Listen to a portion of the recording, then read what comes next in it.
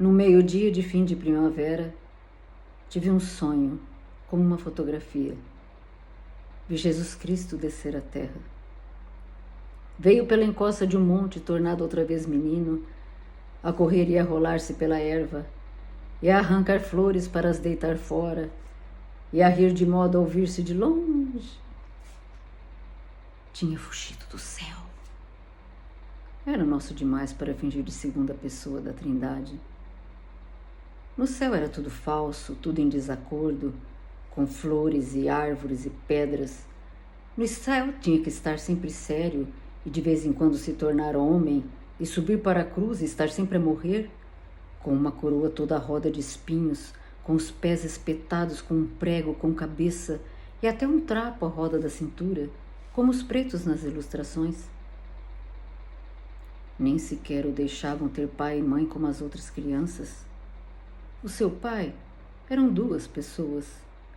Um velho, que era carpinteiro, chamado José, e que não era pai dele. E o outro pai era uma pomba estúpida, a única pomba feia do mundo, porque nem era do mundo e nem era pomba. E sua mãe não tinha amado antes de o ter. Não era mulher, era uma mala em que ele tinha vindo do céu. E queriam que ele, que só nascera da mãe e nunca tivera pai para amar com respeito, pregasse a bondade e a justiça. Um dia que Deus estava a dormir e o Espírito Santo andava a voar, ele foi à caixa dos milagres e roubou 3.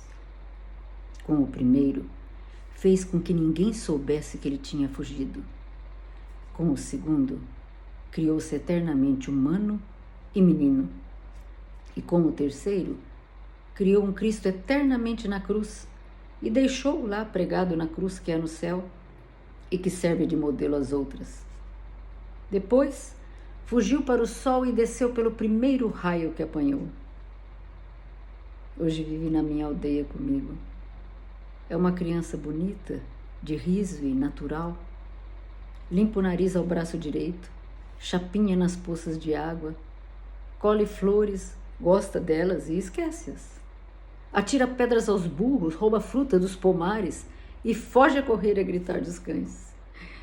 E porque sabe que elas não gostam e que toda a gente acha graça, corre atrás das raparigas que vão em ranchos pelas estradas com as bilhas às cabeças e levanta-lhes as saias. A mim ensinou-me tudo. Ensinou-me a olhar para as coisas. Aponta-me todas as coisas que há nas flores. Mostra-me como as pedras são engraçadas quando a gente as tem na mão e olha devagar para elas. Diz-me muito mal de Deus. Diz que é um velho estúpido e doente, sempre a escarrar no chão e a dizer indecências. A Virgem Maria leva as tardes da eternidade a fazer meia. E o Espírito Santo coça-se com o bico, empoleira-se nas cadeiras e suja-as. Tudo no céu é estúpido, como a Igreja Católica. Ele diz que Deus não percebe nada das coisas que criou. Se é que ele as criou, do que eu duvido. Ele diz, por exemplo, que os seres cantam a sua glória, mas os que não cantam nada. Se cantarem, seriam cantores. Os seres existem e mais nada, e por isso se chamam seres. Depois, cansado de dizer mal de Deus, o menino Jesus adormece nos meus braços e eu levo-o ao colo para casa. Ele mora comigo na minha casa, a meio do outeiro. Ele é a eterna criança, o Deus que faltava. Ele é o humano que é natural. É o divino que sorri e que brinca. E é por isso que eu sei, com toda a certeza, que ele é o menino Jesus verdadeiro. A criança tão humana que é divina é essa minha cotidiana vida de poeta. E é porque ele anda sempre comigo que eu sou poeta sempre. E que meu mínimo olhar me enche de sensação. E o mais pequeno som, seja do que for, parece falar comigo. A criança nova que habita onde vivo, dá-me uma mão a mim e a outra a tudo que existe. E assim vamos os três, saltando e cantando e rindo, e gozando nosso segredo comum, que é o de saber que não existe mistério no mundo e que tudo vale a pena. A criança eterna acompanha-me sempre. A direção do meu olhar é o seu dedo apontando. O meu ouvido atento a todos os sons. São as cócegas que ele me faz, brincando nas orelhas. Damos-nos tão bem um com o outro, em companhia de tudo, que nunca pensamos um no outro. Mas vivemos juntos e dois, com um acordo íntimo, com a mão direita e a esquerda. Ao anoitecer, brincamos as 5 pedrinhas nos degraus da porta de casa, graves como convém a um Deus e a um poeta, e como se cada pedra fosse todo o universo e fosse por isso um perigo muito grande para ela deixá-la cair no chão. Depois eu conto-lhe histórias só dos homens e ele sorri, porque tudo é incrível.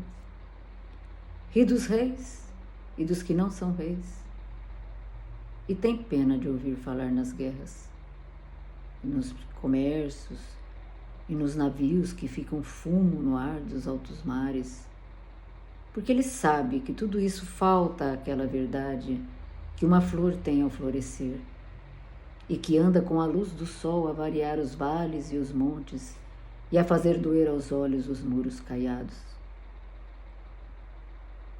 Depois, o menino Jesus adormece no meu colo e eu levo para dentro de casa. E deito, despindo lentamente e seguindo um ritual muito limpo e todo materno até ele estar nu. Ele mora dentro da minha alma. Às vezes acorda de noite e brinca com os meus sonhos. Vira uns de perna para o ar, põe uns em cima dos outros e bate palma sozinho, sorrindo para o meu sono.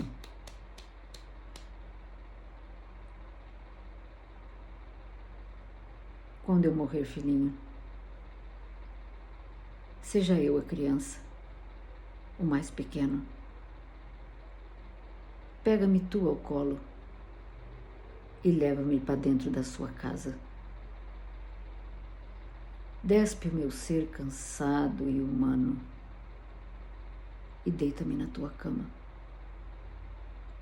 E conta-me histórias, caso eu acorde, para eu tornar a adormecer. E dá-me sonhos teus para eu brincar, até que chegue aquele dia que tu sabes qual é. Esta é a história do meu menino Jesus.